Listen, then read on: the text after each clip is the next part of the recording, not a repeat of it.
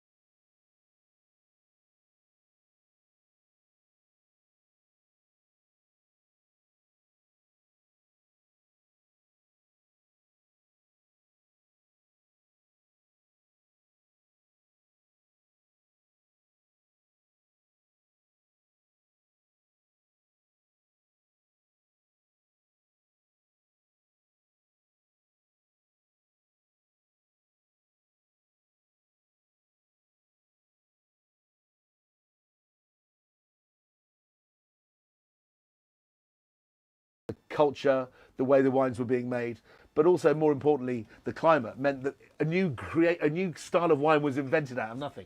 And I think, in some ways, this is what's happening to Chenin Blanc in South Africa. So if I think South Africa, I think Chenin is their variety, it's their king variety. And the other two bottles I've given to Helena are two bottles of the same wine from the same vineyard, from two different vintages, of a wine which South Africa, everyone associates this grape variety with South Africa, and it's a grape variety called Pinotage, which you can find in other countries. I mean, it's extremely rare. There's a little bit in New Zealand, funny enough. But it is almost South Africa's own thing. And it was invented by Professor Perrault in the 30s. They started planting it and making wine out of it in the 50s. And I think that generally speaking, and I know it's just the UK palate, but Pinotage hasn't been well received in its first 20 or 30 years. Hard, angular. Some people describe it as rubbery. I mean, Helena, what do you think? Well, yeah, I would agree with you. I think it's a great place to start with Chenin and Pinotage because they are the flagship grapes, really, and always have been, of South Africa. But yeah, both of them didn't really score very highly in terms of global acclaim. But yeah, Pinotage, yeah, it definitely used to be what I would describe as the rough and ready rock star of wine grapes, gravelly voice, brooding, but on the dark days when the publicist's car whisked them away, burnt rubber. Yeah, but that's really changing now, and I think it's really interesting to taste these two tonight because they are a perfect example of where South Africa is going, and it is up. I mean, it is absolutely that, isn't it? It was what I like about Pinotage. It's grown up. It's come through in adolescence as a drink. Of when people first started drinking Pinotage, it was gruff and unsophisticated.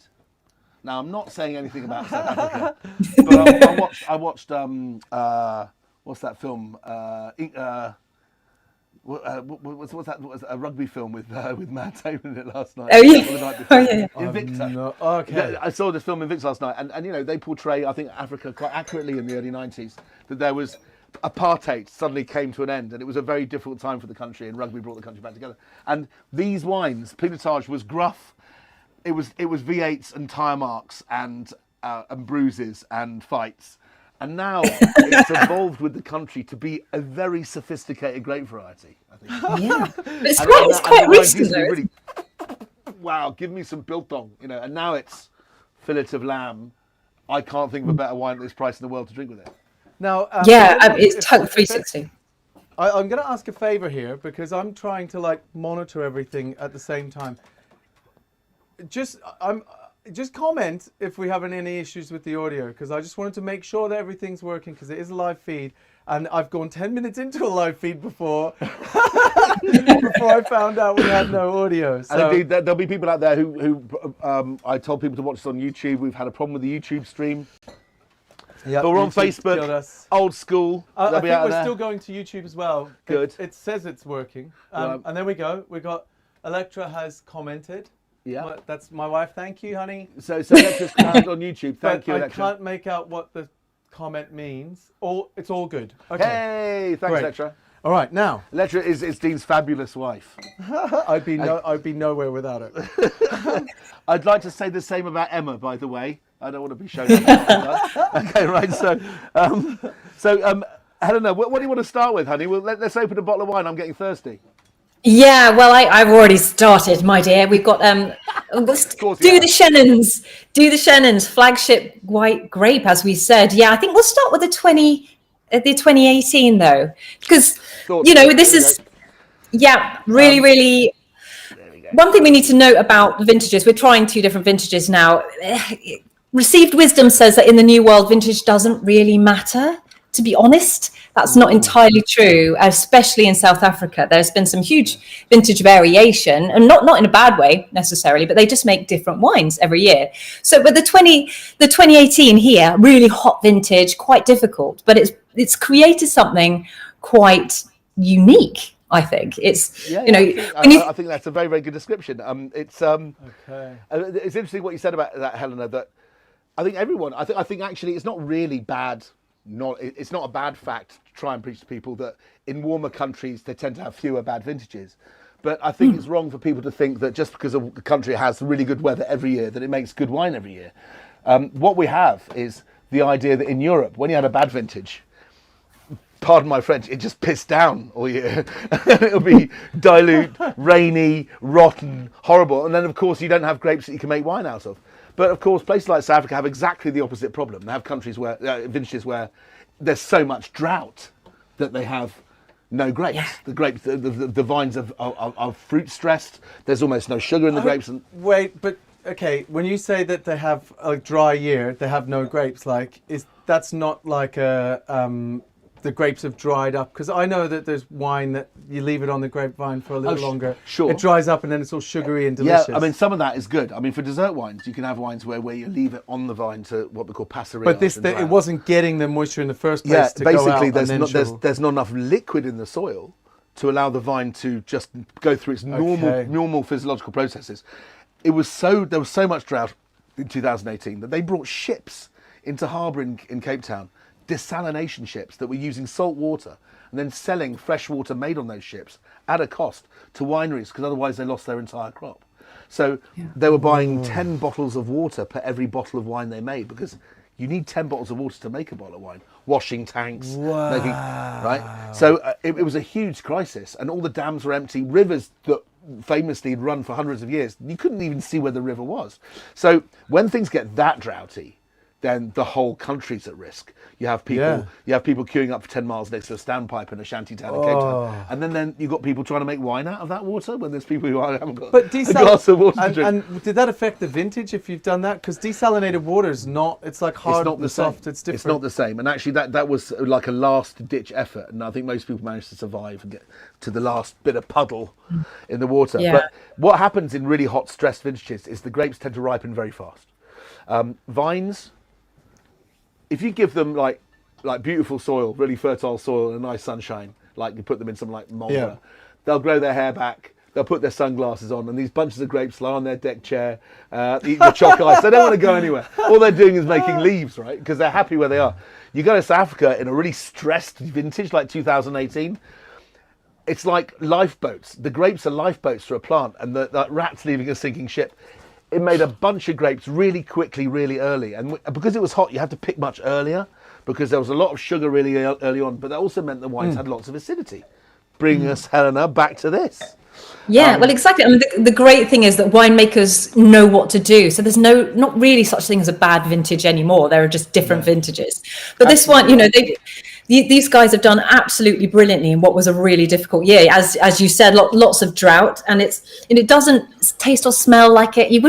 I wouldn't necessarily say this is quintessential Chenin, this 2018. It's got a slightly limey nose to it, slightly waxy, and it's lots of sort of ripe fruit on the finish. It's hiding the acidity quite well, but it's there. I think I might be showing how little I know. If you ask me, I'd just say that's Chardonnay. No. Do you know what? Helen and I were discussing this not a few hours ago. That this Can we taste it now? Yeah, go on. Oh, my mouth Yeah, is yeah. watering. Okay, Sorry, so I've been tasting it the whole time. Do you know? Hold the wine in your mouth for a full 4 or 5 seconds. Just count me out. 1.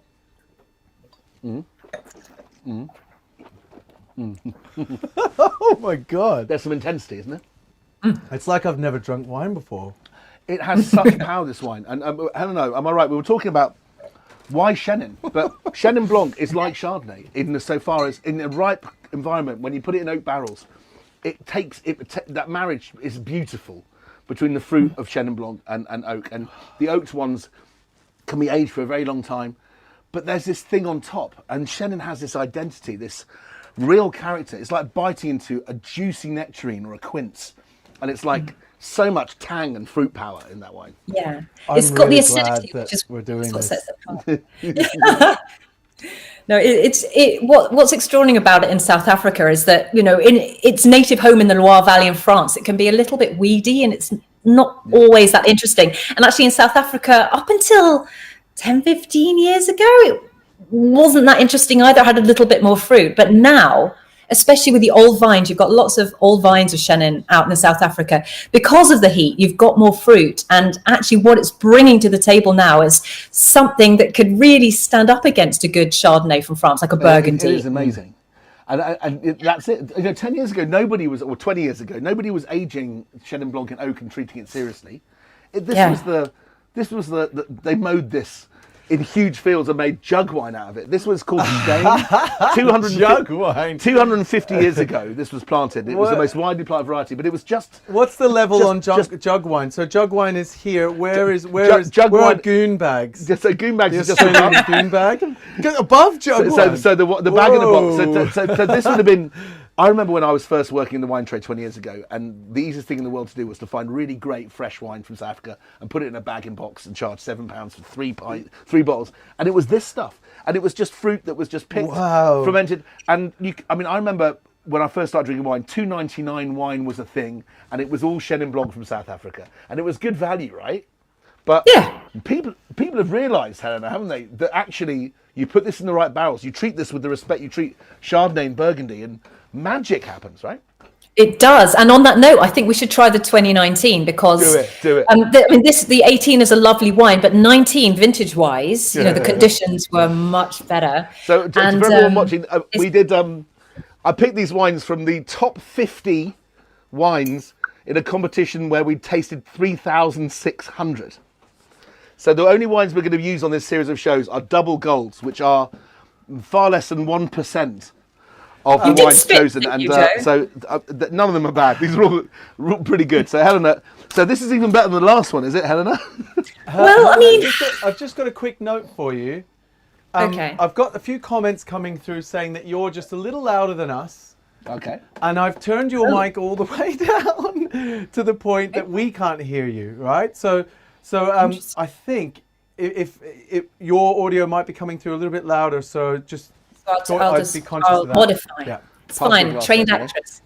I can do that. Yeah, I'm a one man band playing music I've only just started learning to do, unfortunately. But this is fun though. Helena, this is as close as we're going to get to drinking in a wine bar. So exactly. Yeah. Okay, I'll speak a bit more quietly. So the second one is exactly the same wine made from similar vineyards. This comes from vineyards quite near Cape Town. In fact, it comes from the newly created region of DO Cape Town, which is Durbanville, which is amazing at making Chenin and white wines. But Durban is obviously a town miles away from Cape Town, so it confused people. So they've mixed that with Darling locally, which also is beautiful at making cool climate Chenin. And this is the result. 2019 was a beautiful, perfect weathered, cool, bright sunshine, no rot, no terrible weather, perfect vintage, where the 18 was a real struggle. So what's the difference between a wine that struggled to be good and a wine that just aced it out of the block? What do you think? I think the first one was the struggle one. Yeah. I don't know. As someone who loves agave spirits, I think the more the plant has struggled, the more I seem to enjoy it. That's not. It's not a reflection upon this. No. If that's a better wine, then I don't know the difference. But this, there's something in there, I can't put my finger on it, but I like this a little bit better. And I don't know if it's does it become more buttery biscuit based But over these time? these are under screw cap. I forgive me for forgetting this, Helena. We've got these under screw cap, and these have been locked tight, like in solitary confinement for 3 years. And wine needs to sort of get a bit of elbow room. If I leave that open for you and you drink that with Electra later, you'll be making more babies. It's absolutely fantastic.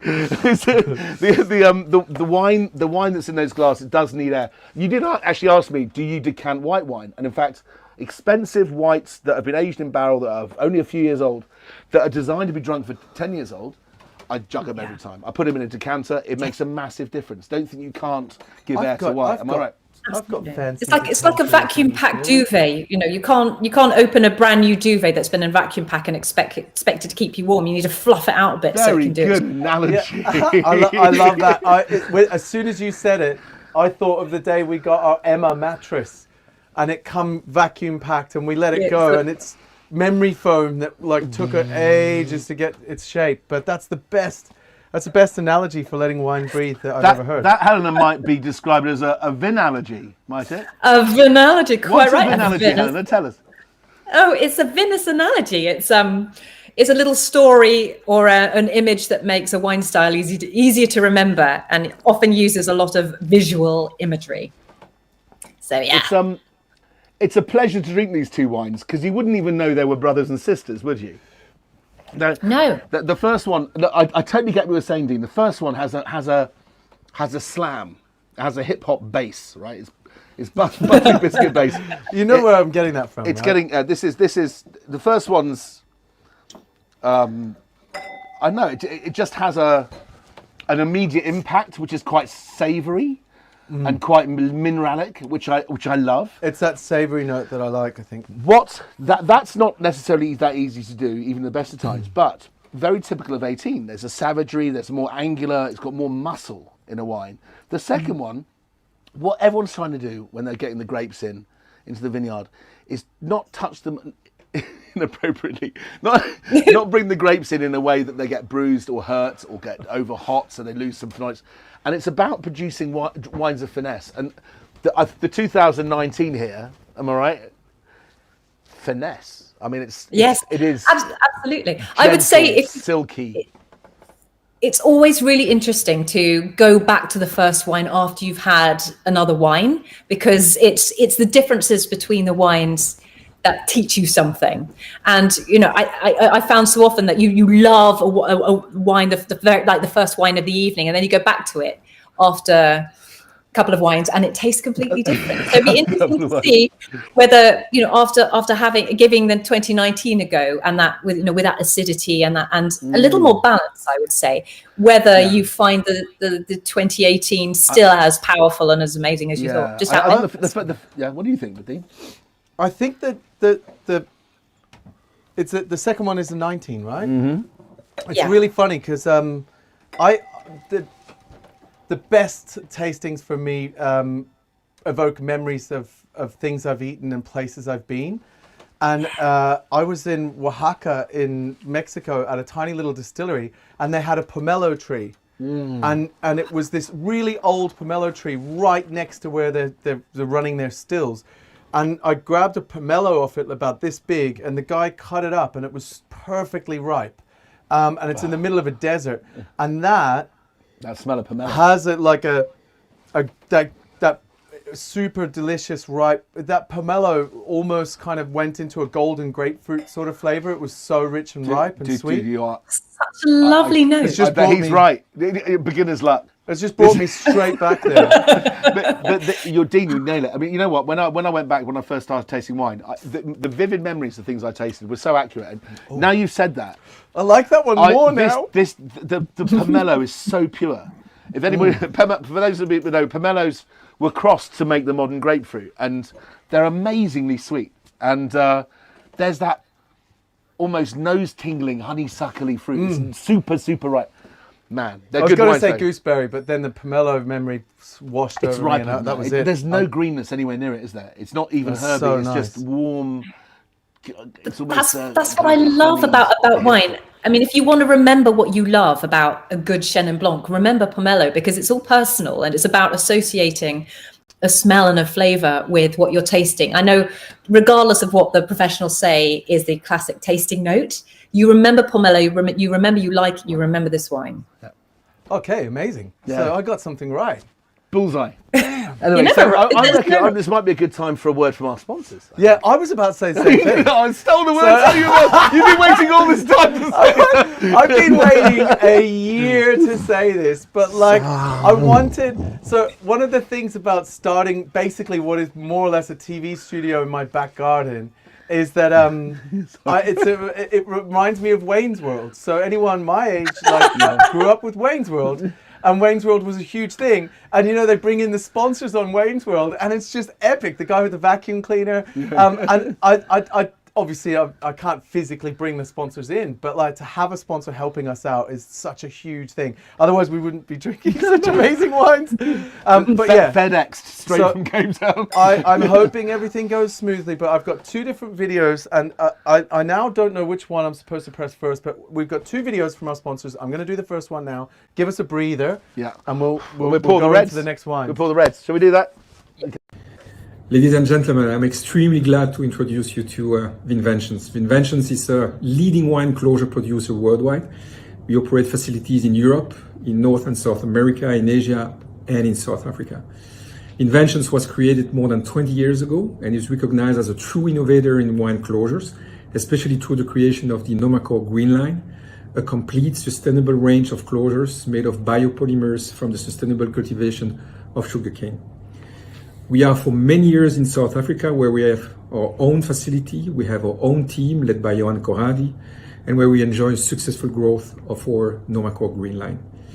And despite the current crisis, we will reinforce our presence in this very important wine country in 2021 by a new investment in a finishing line in our facility in Wellington. I wish you all a very nice Vertex conference. Thank you.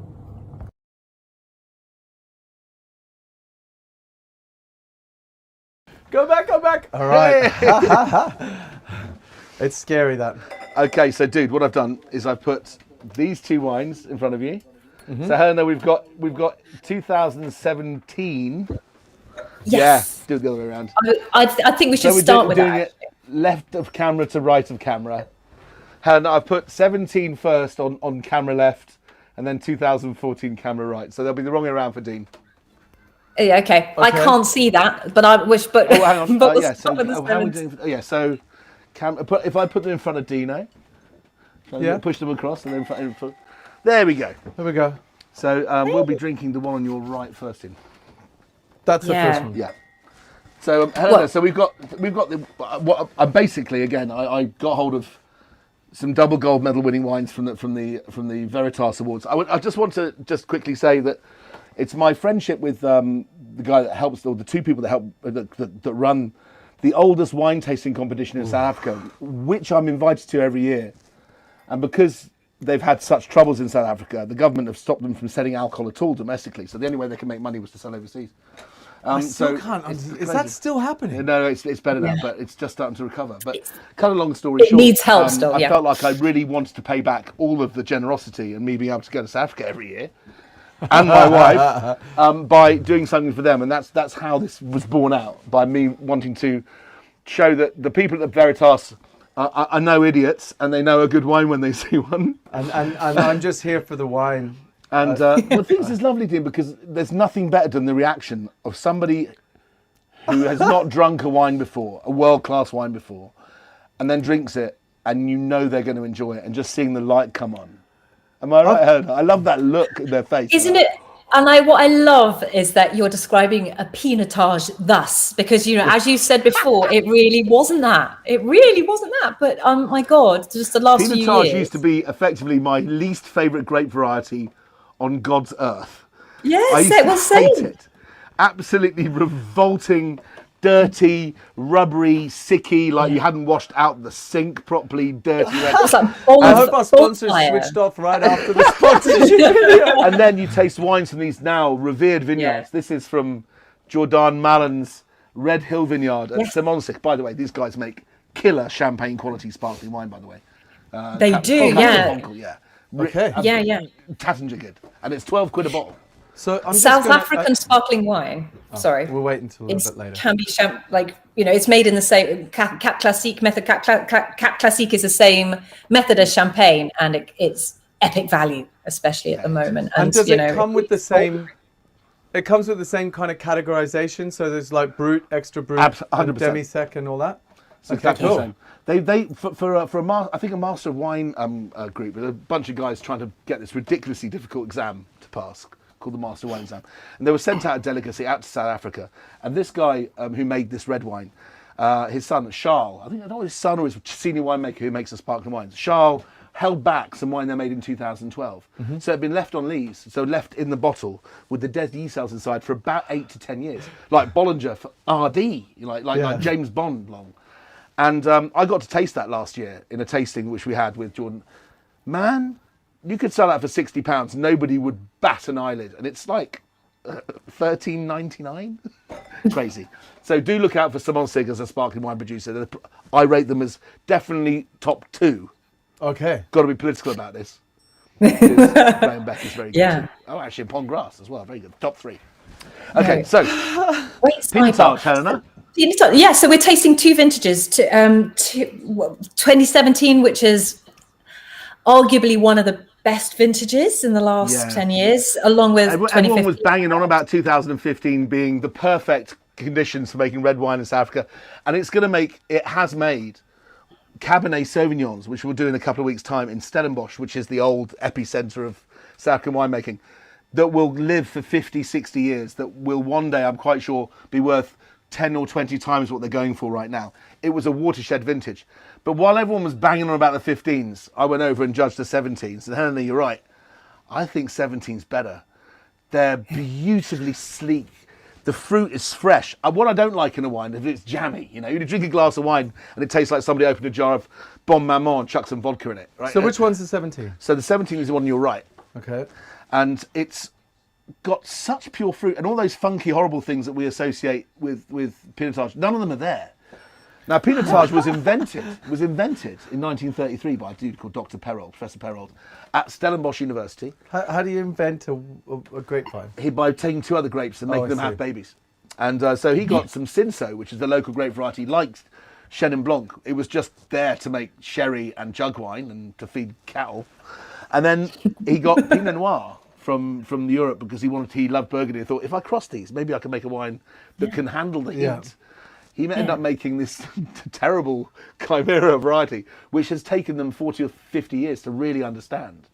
But fun fact, it's called Pinotage because they used to call Cinsault Hermitage. So it's a cross between Pinot Noir. Okay. Very good point, Helena. I forgot to mention that. So Pinot and Hermitage made Pinotage, and that's where the name came from. Okay. And it's I've tasted Pinotages from the 60s and 70s, which were fantastic. But I've been told they weren't that nice when they were first bottled. They just took 20 years to come around. The best thing for me about this whole tasting is I have 2 experts. So I'm not just taking one person's opinion on things. Yeah, it gets most fun when we start disagreeing. Hey, hell. I'll give it another couple of glasses. If they start disagreeing, I'll move my screen so I'm in the middle. Yeah, in the middle. That'll make a huge difference, I think. I think that's wise. Yeah, because otherwise she'll just reach out and flick me behind the ear. Anyway, so we've got this wine. It's a single vineyard of relatively old Pinotage. I think it's over 25 years old. And I think now with modern understanding of tannin, about the way that the dry components of wine, astringency, really that's been I think in the last 20 years, that in the winemaking playbook, it's understanding that and how that changes over time that's changed wines from being merely very good to being world class. Yeah. And South Africa, who've always struggled with loads of tannin because they've got lots of sunshine, they're going to create a lot of extract in the grapes. They've got it licked now, and Australia have these extraordinary wines. New Zealand have extraordinary wines, and tannin, and they add tannin to Australian wines to add, for freshness. Should we talk maybe they've about already why established is South themselves. They're Africa hundreds why is it doing so much better than it was? Is it because the grapes that went into South African wine used to be sort of a bit of a mishmash from different regions and stuff, so it wasn't so much about terroir, which is a specific vineyard site where you can really nurture it. It was more of a blend, whereas there's much more of a focus on terroir now. So the particular piece of land where the grapes are grown. Is that why, Joe? Do you think? I think that's partly it. I think that what happened was that South Africa were caught on the bounce a bit.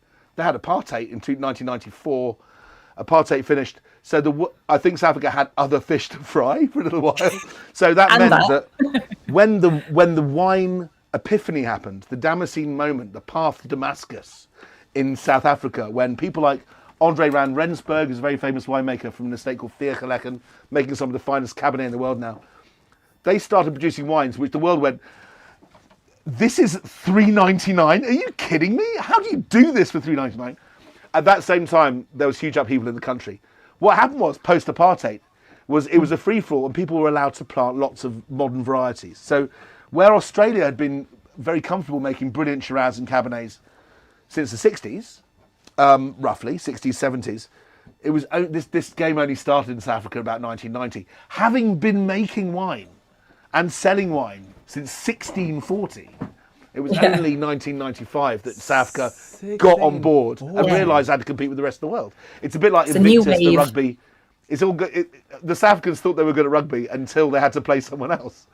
And now they're won the World Cup, didn't they? But in 1995 they won the World Cup. In 1994 they got beaten. There was 56-0 by the All Blacks. England thrashed them. The Lions thrashed them. They couldn't beat a single team, and it was only this miracle turnaround with Francois Pienaar in 1995 that created it.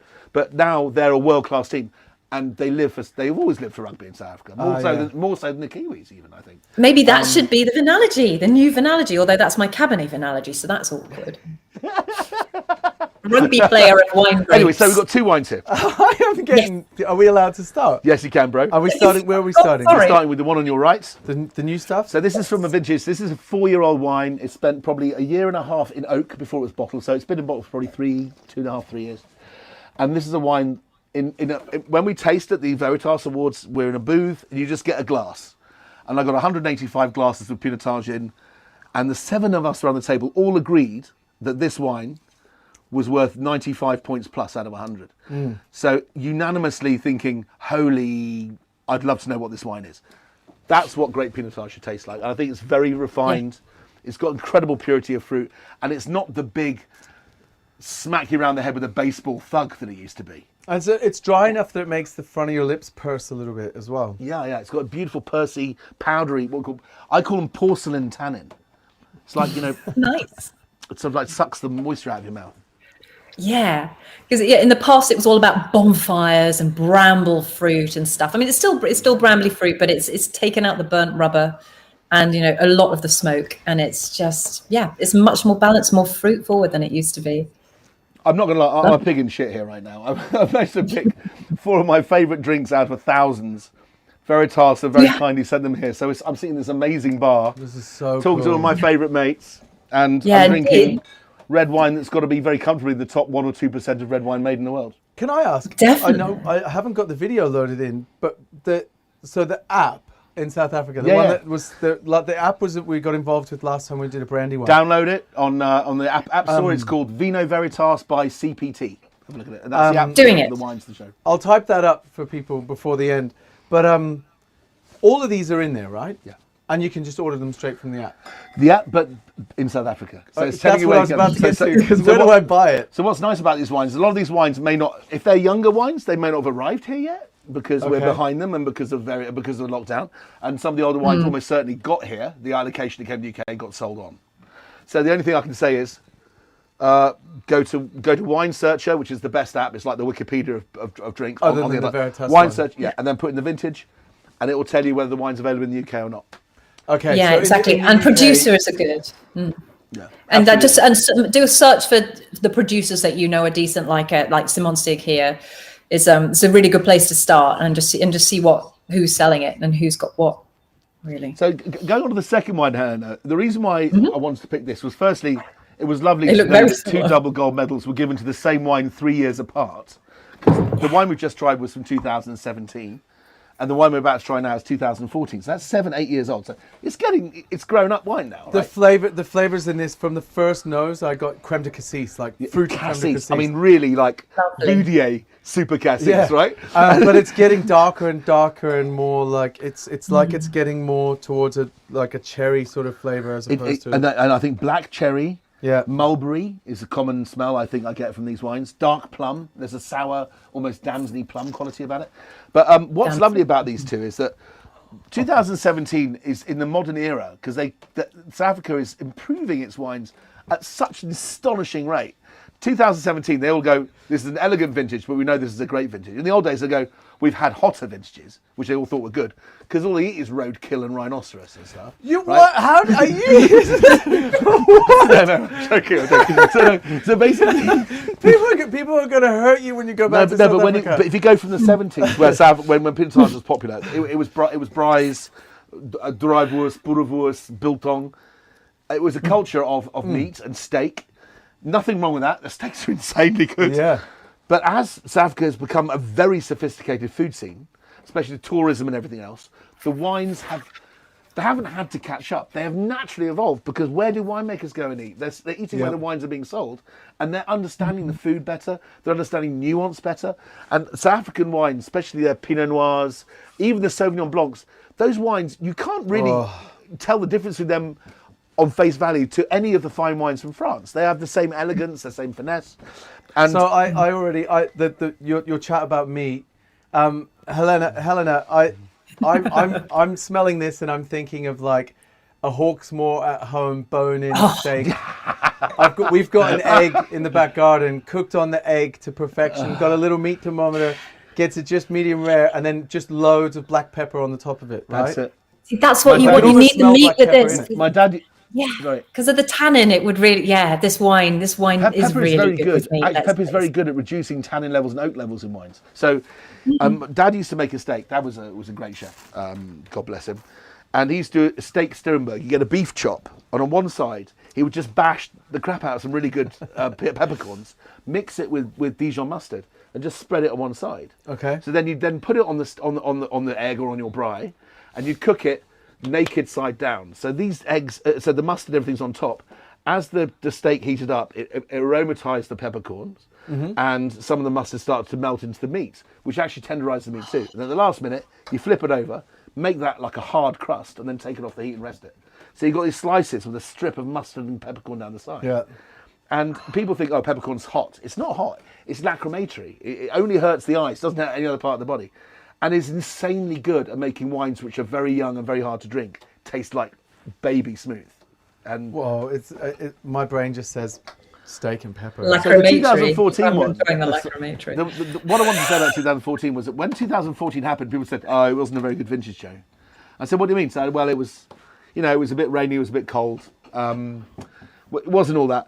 2015 is amazing, big ripe vintage. But the idea in a country where everything is so rainbow coloured and so bright, 2015 seems like a good vintage. And when you drink the wines out there, they taste perfectly balanced and lovely.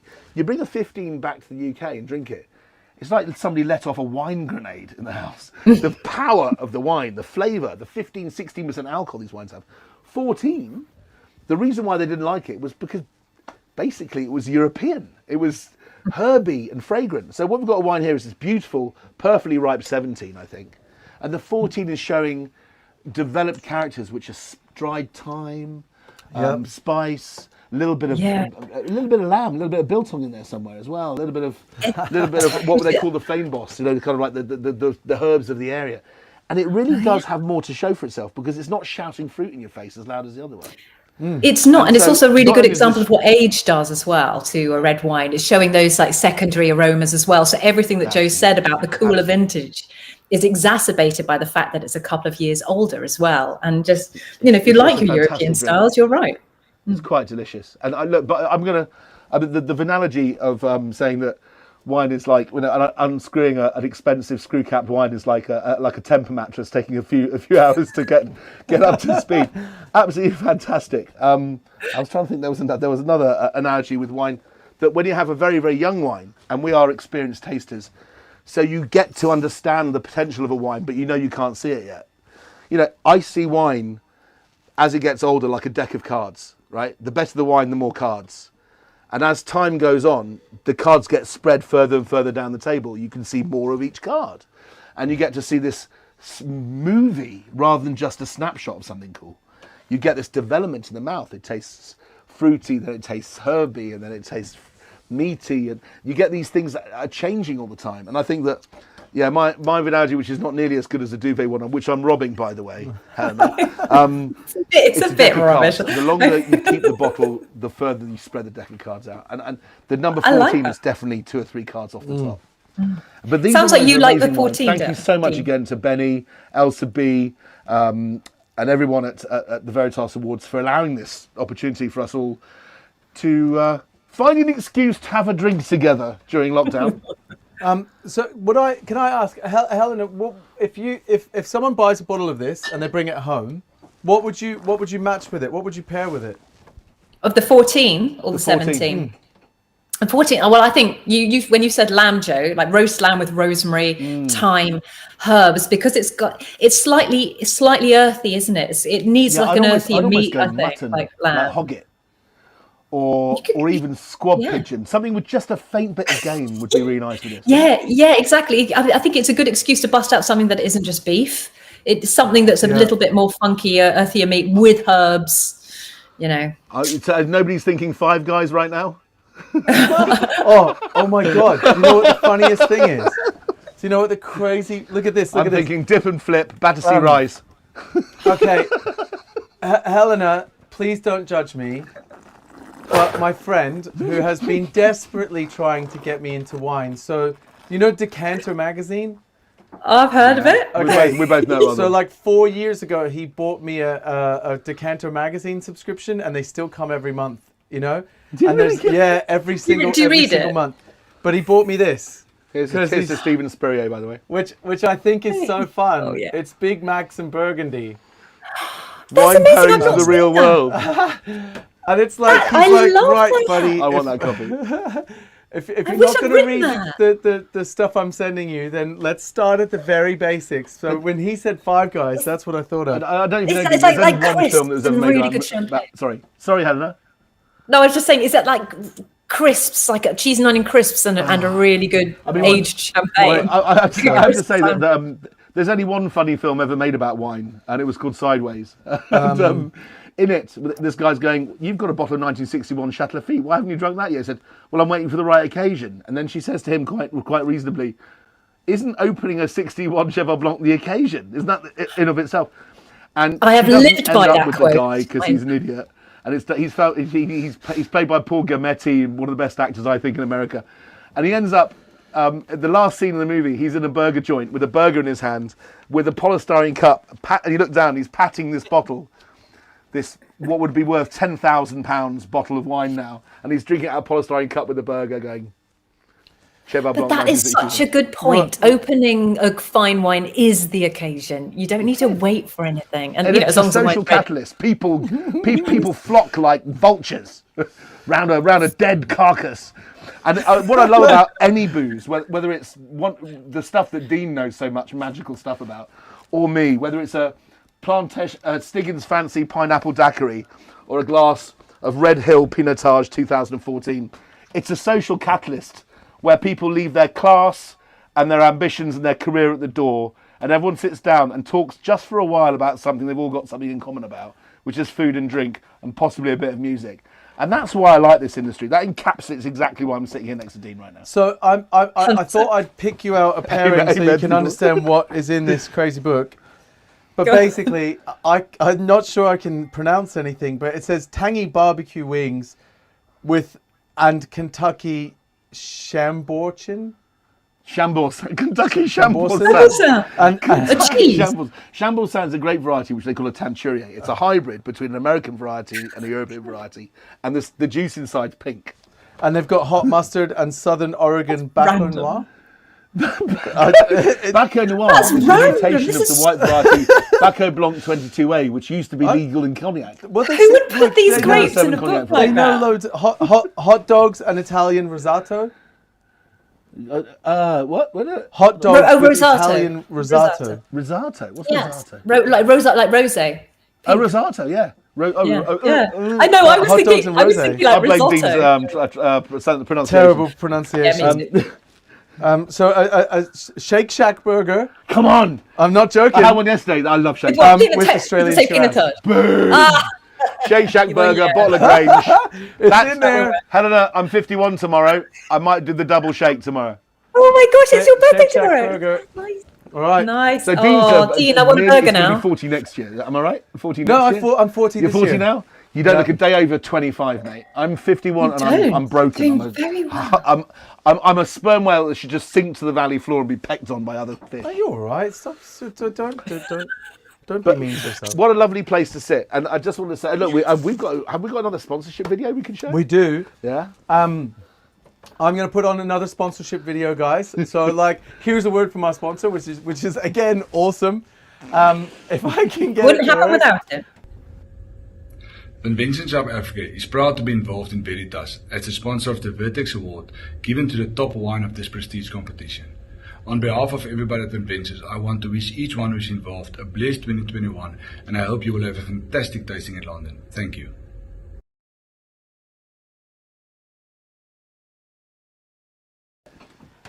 It was hard to tell when the video had stopped because we've got no audio on that. But yeah, that was a word from our sponsor. Thank you, sponsor. So, Thank you, so sponsor. how do we sum this up? Part of me wants to make cocktails with things, but I'm going to leave that. There's no reason why you can't try. I think this is a mistake. I think the wine drinker that's not involved in the inquisitive wonder and nature of cocktails thinks, oh, if you're going to use it in a cocktail, buy a basic one, like basic bitch champagne or something. And I couldn't be further away from that if I tried, because when you're making cocktails, you use the best ingredients on the shelf. So why would It's you? like food, That's like yeah. saying if I'm going to make, I don't know, any cocktail, you're looking for the cheaper spirit. It makes no sense. So if you're going to make a cocktail out of a wine that could truly blow your mind, it has to be done with something of this standard, I think. The only Can I problem try? is, Can I of try? course you can. Of course you can. Are you going to try one now? Are we going to sign off with a really great cocktail? I think I feel really guilty, but Helena, at another when unlockdown happens, you're more than welcome to come and have a cocktail here. He's got It an would egg be my outside. pleasure. He's got the green egg. We're going to have barbecues and drink Kentucky straight whiskey all day. Oh, you don't have to ask me twice. Yeah, we're very good with our barbecue situation here. We've got like a good barbecue situation. Well, I hope people didn't find this too navel gazing. I saw Jake Berger last night. I loved that show. What a show! It's so nice to drink such lovely wine. So the reason why we picked these wines for those people that came in late on the show is that Chenin Blanc and Pinotage, I think Helen and I both believe, if you had to pick one variety of white and one variety of the red, which says South Africa, those are the two varieties I think we'd pick. But the beauty is that 10 years ago, they definitely wouldn't have been the two. I think it would have been Cabernet and Chardonnay. Am I right? Probably. And I think that these wines have come of age in a way which is extraordinary. So go out there, trust your wine merchant. If you want something special, and you would normally drink an oaked Chardonnay maybe, say, do you have any barrel fermented or oak aged South African Chenin Blanc that you're fond of? Watch his eyes light up and see how happy he is to recommend something which he wants to show everyone, but nobody's interested. Trust me, that's going to be one of the wines of the year. And And ditto if you like Cabernet Sauvignon. Pinotage ages. Yeah. Yeah, exactly. If you're a fan of Cabernet Sauvignon and you want to try something a little bit different, but that's got a similar power. Yeah. Ask for a new way. Well, I'm very proud of my friend Dean here, Helena. I don't know if you can see what brandy he's using here, but this is KWV 10-year-old. Wow, great. I did a nice show with Dean about a month ago where we did 4 fabulous brandies. This also got a double gold at the Veritas Awards. And you can buy this from Whiskey Exchange online for about £23. And Really? I'm telling you, this wine, this brandy is better than virtually any VSOP on the market, and it's about half the money. And it's God, now I want a sidecar. It's just one of the greatest hidden gems and one of the ludicrous things that we don't know how good South African brandy is, because I drink more South African brandy than French brandy or anything else. It's world class. Right. Yeah, so I can you So send we one put down a in little, an little bit Uber. of stock syrup, bit of funk and a little bit there. of everything. So the cocktail I'm making, Helena, have you ever heard of a Mai Tai? Yes, of course. Right. So the Mai Tai was created by Don the Beachcomber, who was the first person to open up a tiki bar and do the escapism thing. But it was like mid to late 30s, early 40s that the Mai Tai kicked off. Right. I can't remember off the top of my head exactly the date. Long story short, in 1903 there was a book by, I think his name was Charlie Paul or something like that. Again, exact dates I'm not 100% sure, but 1903 this guy puts his book out, and in it they had a cocktail called Cosmopolitan Delight. And the Cosmopolitan Delight uses brandy as a base, but has orgeat syrup, it has lemon juice instead of lime juice, it has all of the things, orange curacao, a dash of bitters, the things that it's a Mai Tai recipe, but instead of rum, it's brandy. And it's shaken, and I think it was poured straight up. I used to make it on crushed ice, but today I'm going to pour it straight up.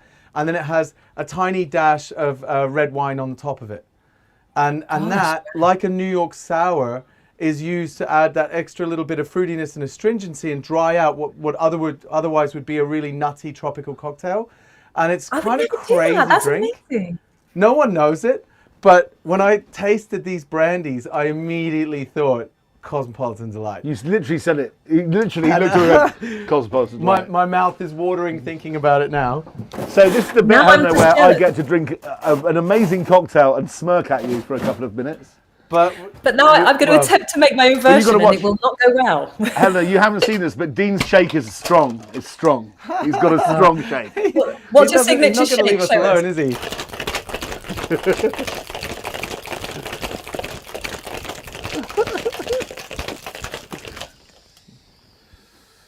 Let's do these. It's a good ones. shake.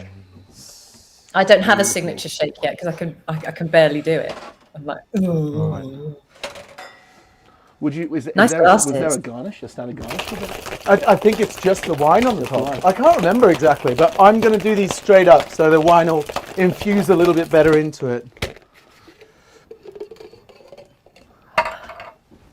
can you send one over in an Uber, please? Yeah, we're FedExing it right now. With the new, I've got a new company called Uber Drinks, and it's Yeah.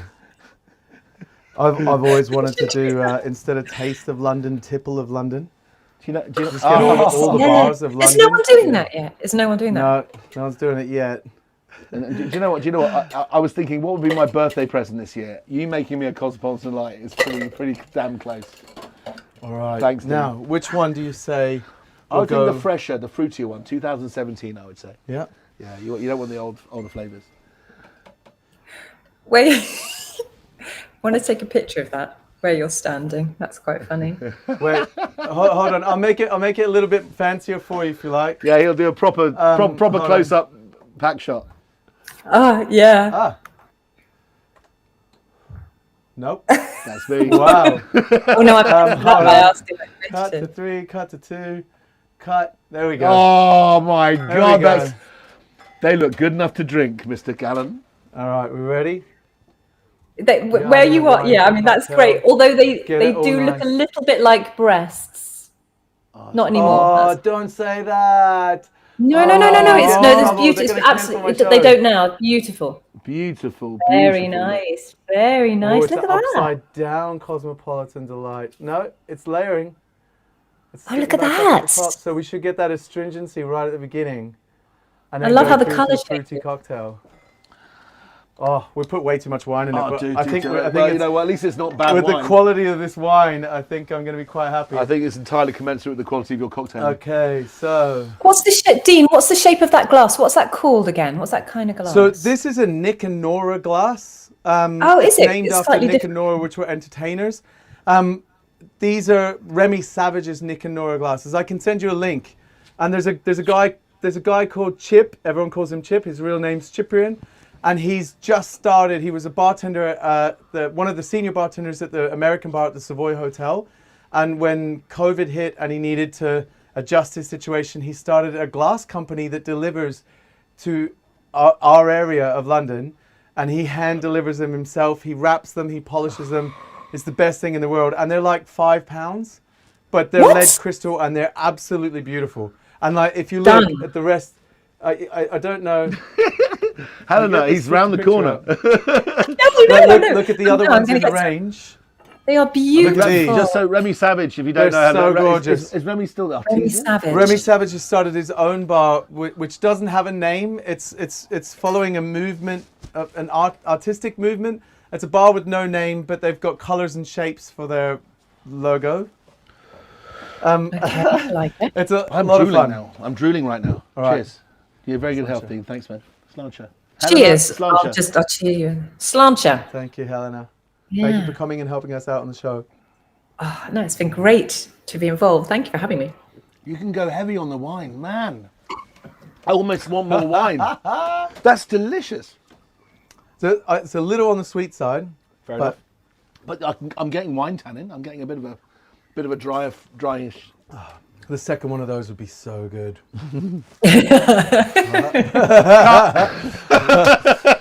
All right. Helena, thank you so much for coming onto the show. Thank you, darling. Thank you so much for spending time away from the family. Pleasure, and I owe you some cocktails in the cabin at any time when we're all unlocked. Would love to. I'm going to close out the show. Thank you again. You're a doll, Helena. Thank you to Veritas and everybody else. Thank you. Absolutely. All Thank right. you. Lovely to meet you. That's the brandy. Guys, thank you for tuning in. It's been an absolute pleasure to taste some of the best wines in the world and get an education from two of the world's best wine enthusiasts, or I guess professionals. Yeah, We tried to look professional. I'm the budding enthusiast. Until next week. Yeah, enjoy your wine and get onto that Veritas app. Find the best ones and then look for, if you're not in South Africa, you're in the UK, find the best wines and then look for them. Google wine in your searcher, area. see what you can find. All right, end of